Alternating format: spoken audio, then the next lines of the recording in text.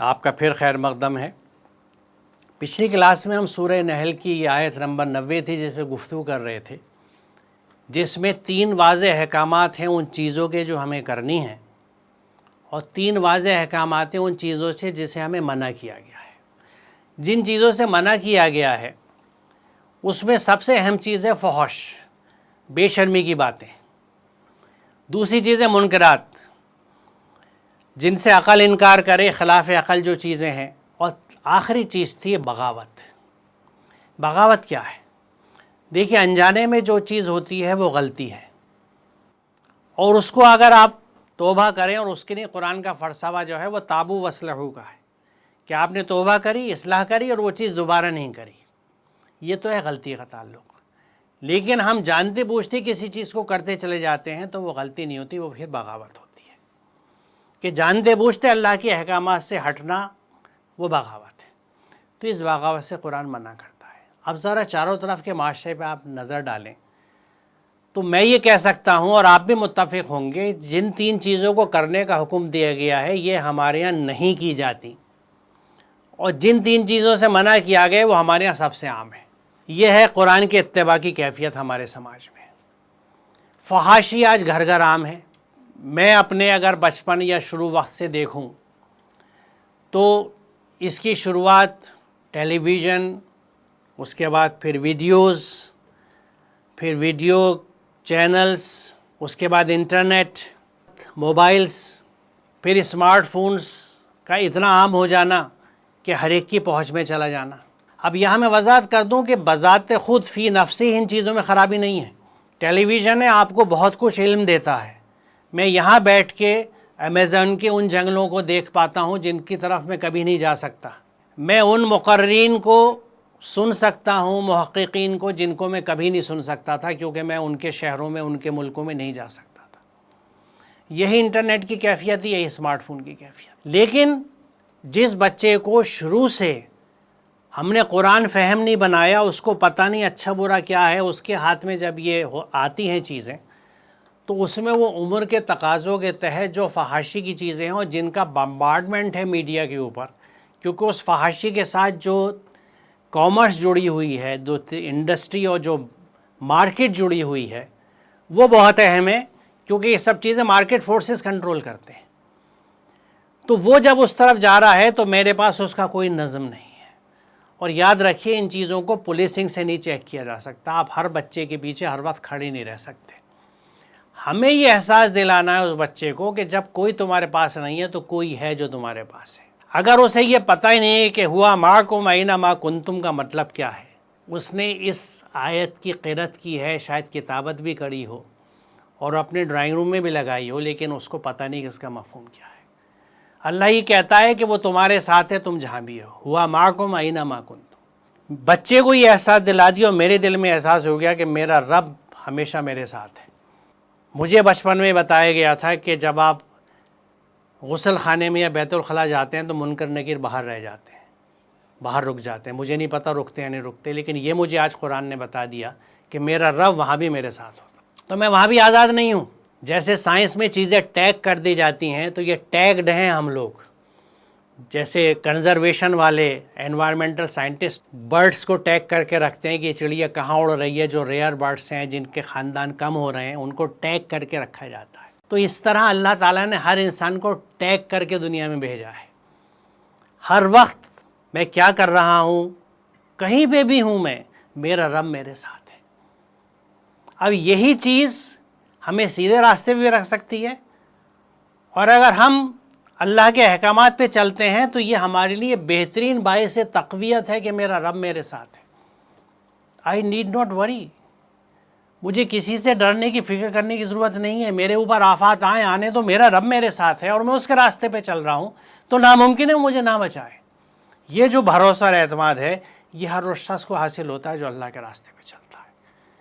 اسی لیے یہ بات کہی جاتی ہے کہ اللہ کے شیروں کو آتی نہیں روباہی ہے۔ آئین جمع مرد نہ حق گوئی و بے باکی، اللہ کے شیروں کو آتی نہیں روباہی۔ کیوں نہیں آتی روباہی؟ اس لیے کہ انہیں معلوم ہوتا ہے رب ہمارے ساتھ ہے اور ہم اس کے ساتھ ہیں، کیونکہ رب تو آپ کے ساتھ ہے، ہم بھی اس کے ساتھ ہیں یا نہیں؟ ہم کب ساتھ ہوں گے؟ جب ہم اس کے گروپ میں جائیں گے، جب ہم اس کے رنگ میں رنگ جائیں گے، جب صبغت اللہ اختیار کر لیں گے، اس کے رنگ میں رنگ گئے تو پھر تو کوئی نہیں، پھر کوئی رنگ نہیں اثر کرتا، پھر تو مجذوب ہے، مجذوب کی جذب ہے، ایک کیفیت ہے، اور اس کا تجربہ اسی کو ہو سکتا ہے جو قرآن سے جڑ گیا ہے۔ قرآن سے جڑے بنا اس تجربے کو نہیں آپ پا سکتے۔ اب میں دوسرا حکم اٹھاتا ہوں قرآن کا، جو بڑی چھوٹی سی آیت ہے لیکن اتنی زبردست اور ضخیم ہے اپنے طور میں، وَلَقَدْ كَرَّمْنَا بَنِي آدم، ہم نے بنی آدم کو تکریم کے لیے، عزت کے لیے پیدا کیا۔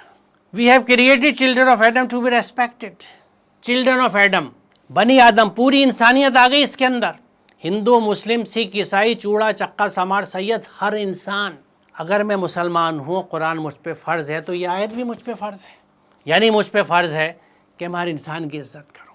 انسان کی جب عزت کی جاتی ہے تو محض اس کی ظاہری آکار کی نہیں ہوتی، بلکہ اس کی فکر کی، اس کے عقیدے کی، اس کی پسند ناپسند کی، ہر چیز کی عزت ہوتی۔ یعنی میرے ساتھ جو لوگ ہیں، میرے آس پاس جو لوگ ہیں، ان کے عقیدے کچھ ہوں، ان کی آئیڈیالوجی کچھ ہو، ان کا فیتھ کچھ ہو، مجھے ان کی عزت کرنی ہے۔ قرآن مجھے یہ بھی اجازت نہیں دیتا کہ جو لوگ فیتھ کے اعتبار سے میرے سے مختلف ہیں میں ان کی بے عزتی کروں۔ آپ تصور کیجئے سماج کا جس میں ہر انسان دوسرے کی عزت کرتا ہے۔ آج جھگڑے اس وجہ سے ہوتے ہیں کہ ہم کسی کی عزت اتارنے کی کوشش کرتے ہیں، اور اب تو مسلم غیر مسلم کی چھوڑ دیجئے، مسلمانوں کے اندر جو فرقے بازیاں پیدا ہو چکی ہیں، جبکہ تفرقہ اسلام کے خلاف ہے۔ قرآن کا حکم ہے وَلَا تَفَرَّقُوا، فرقہ بننا ہی اسلام کی جڑ کاٹنا ہے، اور جو لوگ فرقے بناتے ہیں، فرقوں میں تقسیم ہوتے ہیں، وہ اسلام کی جڑ کاٹتے ہیں، وہ اسلام میں ہے ہی نہیں، قرآن ان کو نہیں مانتا۔ تو ہمیں اس آیت کی اہمیت اس لیے ہے کہ ہمیں ہر انسان کی عزت کرنی ہے۔ کبھی کسی کو بے عظمت کیجئے، چاہے وہ آپ کا سب آرڈینیٹ ہے، آپ کا ملازم ہے، اس نے آپ کی خدمت کے لیے کچھ پیسے لیے ہیں، اپنی عزت مول نہیں رکھی ہے، اپنی عزت نہیں بیچی ہے، ہم اسے بے عزت نہیں کریں گے۔ ہم بچوں کو سکھائیں گے کہ جو گھر میں رضیہ کام کرنے آتی ہے، یہ رضیہ آپا ہیں یا رضیہ خالہ ہیں، ان سے تمیز سے بات کرنی ہے جیسے ماں باپ سے کی جاتی ہے۔ جن بچوں کو یہ تربیت دی جاتی ہے ان کے اخلاق بہتر ہوتے ہیں، کیونکہ رسول کریم کے اخلاق کا ہم ذکر کرتے ہیں، ان کا منبع اور ماخذ یہی ہے، یہی قرآن ہے، کیونکہ آپ کی زندگی قرآن کا عملی نمونہ تھی۔ He was Quran in action, عملی نمونہ۔ آپ کی اخلاقیات، جیسا حضرت عائشہ نے کہا ہے کہ وہ قرآن کا نمونہ تھے، تو اس کا ایک اہم چیز یہ ہے، اور یہ میں نے اس لیے آیت رکھی ہے کہ ہمارے سماج میں انسانیوں کی عزت اکثریت میں نہیں ہے۔ تو جب جب میں کسی انسان کو بے عزت کر رہا ہوں تو میں قرآن کی اس آیت کی تکذیب کر رہا ہوں، میں اس کا باغی ہوں، میں اس کا منکر ہوں، میں اس کے خلاف جا رہا ہوں۔ ہمیں اس بات کو ذہن میں رکھنا چاہیے۔ دوسری اہم بات، قُل لِعِبَادِی یَقُولُوا الَّتِی احسن، میرے بندوں سے کہہ دو زبان سے جب بات نکالیں بہتر نکالیں، قول احسن۔ لیکن کہا کس سے جا رہا ہے؟ لِعِبَادِی، جو میرے بندے ہیں، یعنی اللہ یہ مان کے چل رہا ہے کہ جو میرے بندے ہیں وہ زبان سے کبھی بری بات نہیں نکالیں گے۔ اور یہاں بھی غور فرمائیں کہ یہ ایبسولوٹ حکم ہے، حکم مطلق۔ قرآن میں کئی جگہ گنجائشیں ہیں، حرام شے کھانے کی اجازت ہے اگر زندگی کے لالے ہوں، بشرطے کہ بغاوت کی نیت نہ ہو، یہ وضاحت کی گئی آیت میں۔ تو یعنی حرام چیز بھی، حرام شے آپ کھا سکتے ہیں اگر زندگی کے لالے ہیں تو۔ یہاں یہ نہیں کہا گیا کہ کوئی تمہیں اگر بہت برا کہے، تمہارے اللہ رسول کو برا کہے تو تم بھی برا کہہ دینا، نو۔ مسلمان کے لیے تو حکم مطلق ہے کہ قول حسن، ہمیشہ زبان سے اچھی بات نکالیے، whenever you speak best of the speech. یہ ہے مسلمان، یہ ہے مسلمان کا کردار جو قرآن اور قرآن کا فہم ہمیں سکھاتا ہے۔ بچوں کو ہم کیا سکھاتے ہیں اور روز کیا مقدمے دیکھتے ہیں؟ دو بچے آئے لڑتے ہوئے، ٹیچر سے کہہ رہے ہیں یا میڈم سے، میڈم اس نے مجھے تھپڑ مارا تھا۔ میڈم پوچھتی ہے تم نے کیوں مارا تھا؟ کہ اس نے بھی مارا تھا۔ یہ ایک عام ہمارا رویہ ہے کہ جس کا تھپڑ مضبوط پڑ گیا، جس کی گالی زیادہ غلیظ ہو گئی، وہ حاوی ہو گیا۔ برائی کا جواب برائی سے دینے کا حکم قرآن میں کہیں نہیں ہے۔ قرآن تو یہ کہتا ہے کہ برائی کے بدلے بہترین بھلائی سے دفع کرو اسے، ادفع، کیونکہ برائی کا جواب برائی سے دے کے آپ دفع نہیں کر سکتے اسے، you can not eliminate it. Elimination نہیں ہو سکتا برائی کا۔ ایلیمینیشن کب ہوگا برائی کا؟ جب اس کے بدلے میں بھلائی کی جائے اور اچھی بھلائی کی جائے۔ کیا ہمارا سماج اس راستے پہ چل رہا ہے؟ آج مسلمان سے زیادہ ریئیکشنری کوئی نہیں ہے. یہ صحیح الزام ہے ہمارے اوپر. ہم رد عمل میں جیتے ہیں. قرآن تو یہ نہیں کہتا. یہ قرآن کا اسلام نہیں ہے. یہ مروجہ اسلام ہے. اور اس کو اگر میں سمجھتا ہوں ہر ذہن رکھنے والے، عقل رکھنے والے آدمی پہ کو اس کو سوال اٹھانا چاہیے، چاہے جائے کہ اسلامک اسٹڈیز کے اسکالرس کو. یہ سماج میں پھیلی ہوئی برائی ہیں جو بدقسمتی سے اسلام کے نام پہ پھیل رہی ہیں کیونکہ مسلمان کر رہے ہیں. دیکھیے مسلمان کو دیکھ کے لوگ اسلام کو جانتے ہیں، کتابیں کوئی نہیں پڑھتا.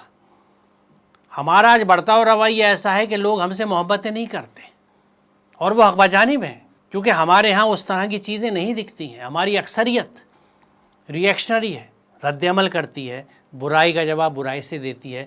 کوئی برا کہے ہم پلٹ کے اسے برا کہتے ہیں. یہ قرآن کا حکم نہیں ہے. قرآن کا حکم ہے زبان سے ہمیشہ اچھی بات نکالنی ہے. اگر آپ قرآن کو دیکھیں گے تو قرآن برے القاب اور برے نام رکھنے سے منع کرتا ہے، تانے دینے سے منع کرتا ہے، مذاق اڑانے سے منع کرتا ہے. یعنی وہ تمام چیزیں جو دل آزاری کرتی ہیں، کسی کا دل دکھاتی ہیں، قرآن منع کرتا ہے. کیونکہ بنیاد کیا ہے؟ وہی ننھی سی خوبصورت آیت لقد کرمنا بنی آدم. جہاں انسان کی عزت پہ آنچ آئے، عزت نفس پہ آنچ آئے، اس کے دل کو ٹھیس پہنچے، اس آبگینے کو ٹھیس پہنچے، قرآن منع کرتا ہے. مسلمان کبھی نہیں کرے گا. اب یہ دوسرا فساد ہے ہمارے زمانے کا، جس کو میں سورہ نور کی 2 آیتوں میں آپ کے سامنے رکھ رہا ہوں. یہ آیت نمبر 30 ہے کہ مومن مردوں سے کہو کہ اپنی نظریں بچا کر رکھیں اور اپنی شرمگاہوں کی حفاظت کریں. یہ ان کے لیے زیادہ پاکیزہ طریقہ ہے. جو کچھ وہ کرتے ہیں اللہ اس سے باخبر رہتا ہے. کیوں؟ کیونکہ ہوا معکم اینما کنتم، وہ ہمیشہ ہم میں سے ہر ایک کے ساتھ ہے.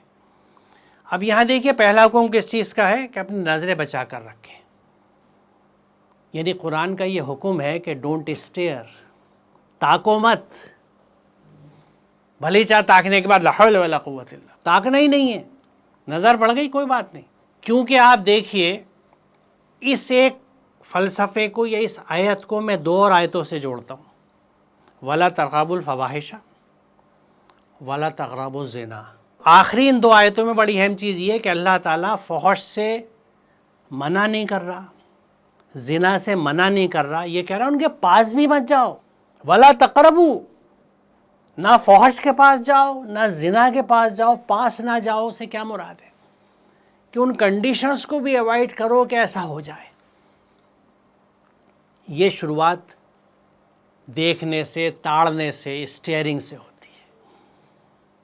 جب آپ اپنے محبوب یا محبوبہ کو غور سے دیکھتے ہیں تو شیطان کا کام شروع ہوتا ہے. نفسانی خواہشات زور پکڑتی ہیں اور فساد دماغ میں آتے ہیں.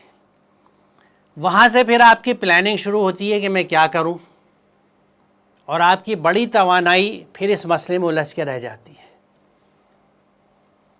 اور جو چیزیں آپ سوچتے رہتے ہیں، یہ نظام جسم کا ایسا ہے کہ وہ آپ کے حواس پہ اتنی طاری ہوتی ہیں کہ بھی ایک وقت آتا ہے کہ آپ وہ کر بیٹھتے ہیں.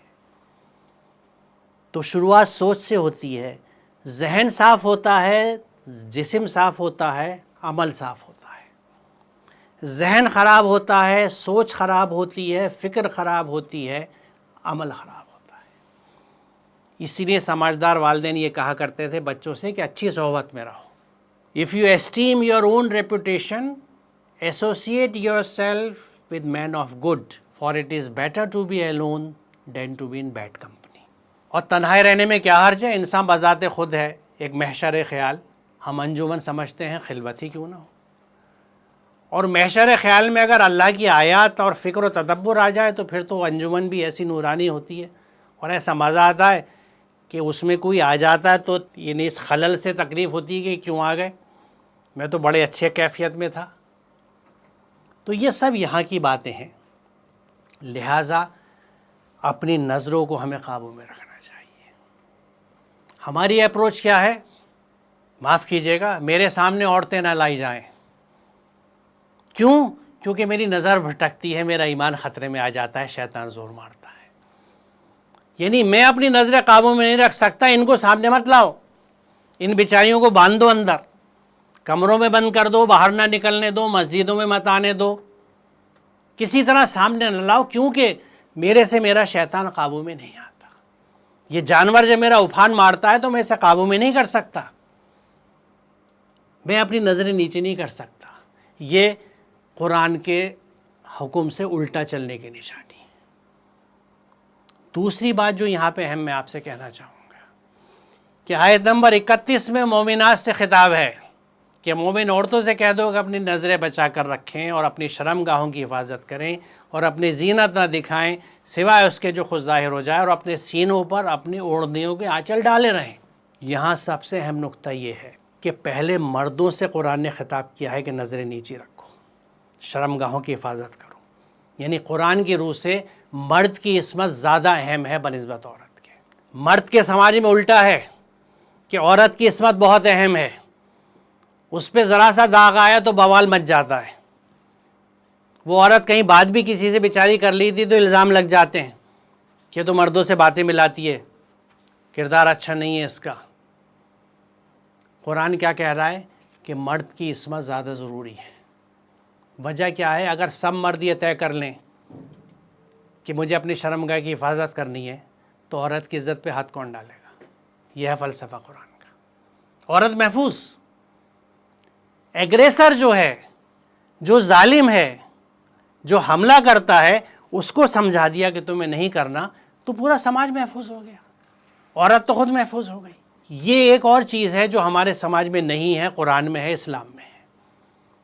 مرد باعصمت ہونا زیادہ ضروری ہے، عورت تو خود باعصمت ہو جائے گی. اسی لیے پہلے حکم قرآن میں مرد کے لیے آیا ہے. 30 میں مرد ہے نور، 31 میں عورت سے خطاب ہے. ہمیں اس چیز کو سمجھنا چاہیے، ہمیں اس پہ عمل کرنا چاہیے. یہ ایک اور نقطہ ہے جو بتاتا ہے قرآن فہمی نہ ہونے کی وجہ سے سماج میں کیا چیزیں چلتی ہیں. کیونکہ ایک پیٹریارکل سوسائٹی ہے، ایک مردانہ سماج ہے، برسوں سے چلا آ رہا ہے، جس کو ختم کرنے کے لیے اسلام ہمیشہ ہر دور میں اس کا احیا ہوا. میں یہ نہیں کہوں گا آیا تو حضرت آدم کے زمانے سے ہے اسلام. جو لوگ اورینٹسٹ کو پڑھتے ہیں ان کو اس بات کا خاص احساس ہوا ہوگا کہ اسلام کو صرف محمد رسول اللہ سے جوڑتے ہیں صلی اللہ علیہ وسلم سے. حضرت آدم مسلم تھے. اسلام تو جب سے ہے، لیکن ہر دور میں اس کو کرپٹ ہوتا رہا، پلٹتا رہا، ختم ہوتا رہا. اور جیسا آج کا دور ہے کہ اسلام کے نام پہ آج پھر وہ دور ہے کہ اگر نبوت کے دروازے بند نہ ہوتے تو نبیوں کا آنا طے تھا، اور اگر مکمل دین نہ دیا جا چکا ہوتا، کتاب نہ دی جاتی تو کوئی اور کتاب آ جاتی. اور یہ ایک الگ نقطہ ہے جو غور کرنے کا ہے کہ یہ ہوا کیوں. جب شیطان کو اجازت دے دی گئی تو اس وقت تک کے لیے کہ جب انسان اٹھایا جائے گا، تو بھٹکانے والے کو دی اجازت قیامت تک ہو گئی. راہرو کیوں بند کر دیے گئے؟ راہبر کیوں بند کر دیے گئے؟ یوں بند کر دیے گئے کہ جس امت پہ دین مکمل کر دیا گیا اور مکمل کتاب دے دی گئی جس کی حفاظت کا ذمہ اللہ نے لے لیا، تو یہ اس کی شان ہے کہ اس کے ہر فرد کو ذمہ داری دے دی گئی کہ اس پیغام کو آگے لے کے چلو. یعنی دل روتا ہے یہ کہتے ہوئے کہ ہمیں یہ تک احساس نہیں ہے کہ کیا مرتبہ دیا گیا ہے اس امت کو. یہ جو حامل قرآن امت ہے، جس کو امانت یہ دی گئی ہے، اس کے ہر فرد کی ذمہ داری ہے کہ اس پہ عمل کر کے ایک ایسے سماج کو تشکیل دے جو دوسروں کو اپنی طرف راغب کرے. تو یہ کام تو ہمارا تھا، جبھی تو قرآن نے کہا ہے کہ ہم نے تمہیں چن لیا ہے. جو یہ ایک آیت ہے، اور رسول تم پہ گواہ ہوں گے. تم رسول پہ گواہ، کس چیز کی گواہی ہے؟ رسول تو یہ گواہ ہوں گے کہ میں نے قرآن پہنچا دیا تھا. کیا ہم گواہی دے سکیں گے؟ ہمیں تو یہی نہیں پتہ اس میں لکھا ہوا کیا ہے. جب عمل میں نہیں ہے تو اس کا پرچار کیسے ہوگا؟ تو یہ وہ چیزیں ہیں جو بالکل دماغ بوکھلا دیتی ہیں کہ یا اللہ یہ کیا منظر نامہ ہے اس وقت، اور اس کے اوپر زوم ہیں اپنی دینداری کے، تعصبات ہیں. تو یہ 2 آیتیں میں نے اس وجہ سے لی. اب یہ تیسرا نقطہ جو میں اٹھانا چاہ رہا ہوں آپ کے سامنے، یہ اپنے طور میں بہت اہم ہے کہ پھر جو میری طرف سے کوئی ہدایت تمہارے پاس پہنچے تو جو لوگ میری اس ہدایت کا پیروا کریں گے، اتباع کریں گے، انہیں فالو کریں گے، ان کے لیے کسی خوف اور رنج کا موقع نہ ہوگا. اور جو اس کو قبول کرنے سے انکار کریں گے اور ہماری آیات کو جھٹلائیں گے، وہ آگ میں جانے والے لوگ ہیں جہاں وہ ہمیشہ رہیں گے. یہ وہی شروع کا ذکر ہے سورہ بقرہ میں جہاں آدم کو بھیجا جا رہا تھا اور شیطان نے اجازت مانگی تھی.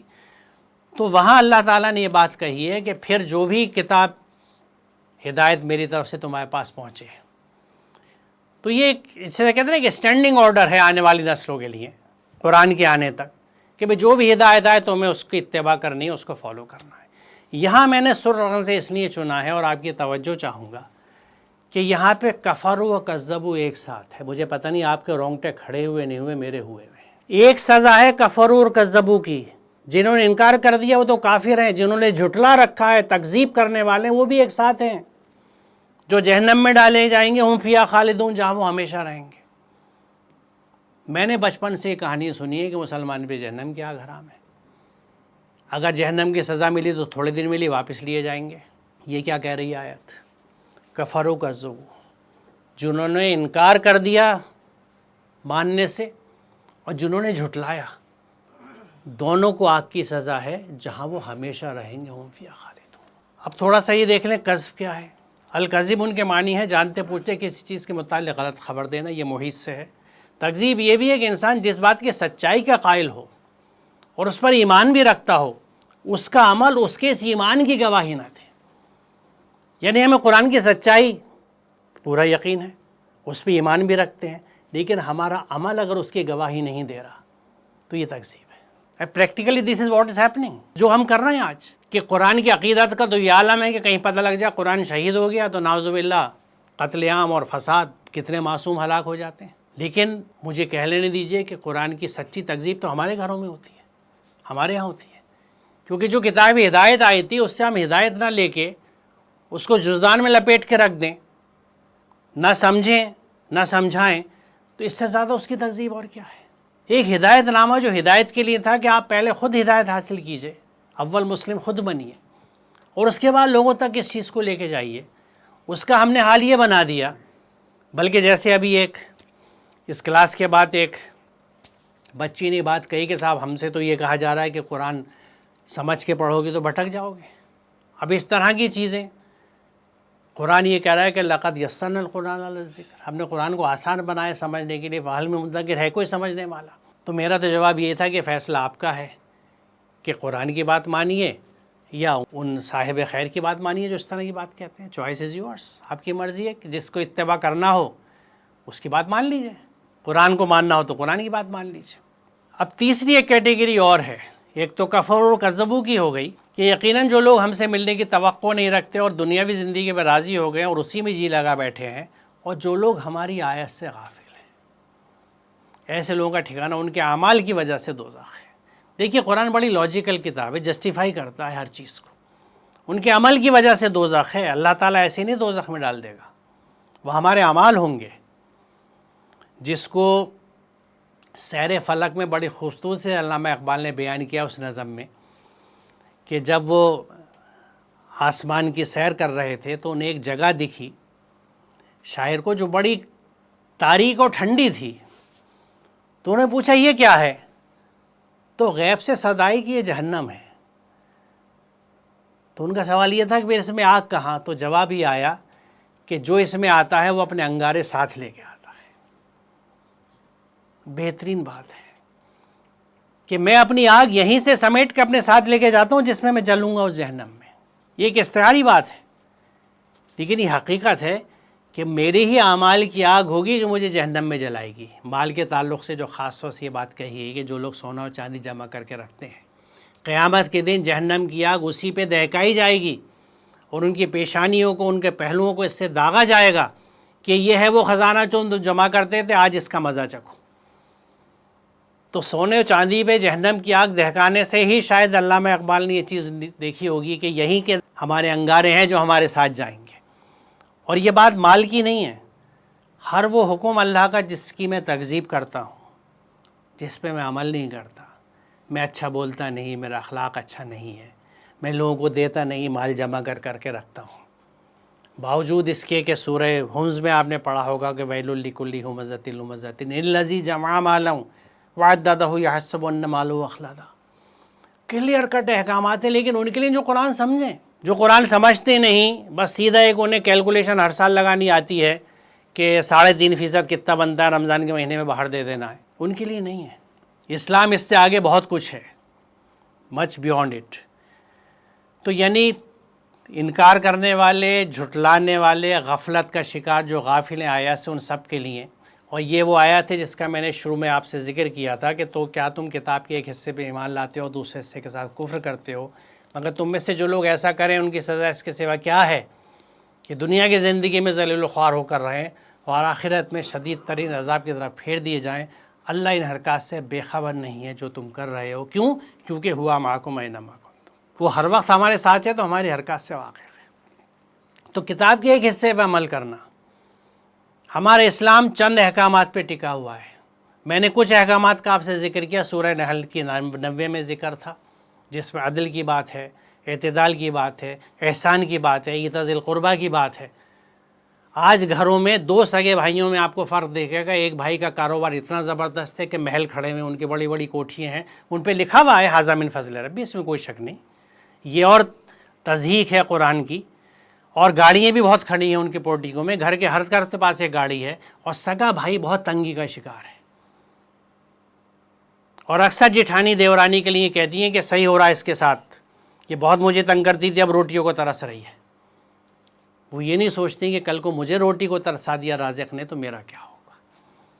تو یہ تقسیم میں عدم توازن مال کے اندر آپ کو پورے سماج میں ملے گا، مسلمانوں کے بھی، جن کے لیے ایتاء ذی القربیٰ فرض حکم ہے کہ پاس والوں کو دینا ہے، اور مال جمع کرنے سے ممانعت ہے۔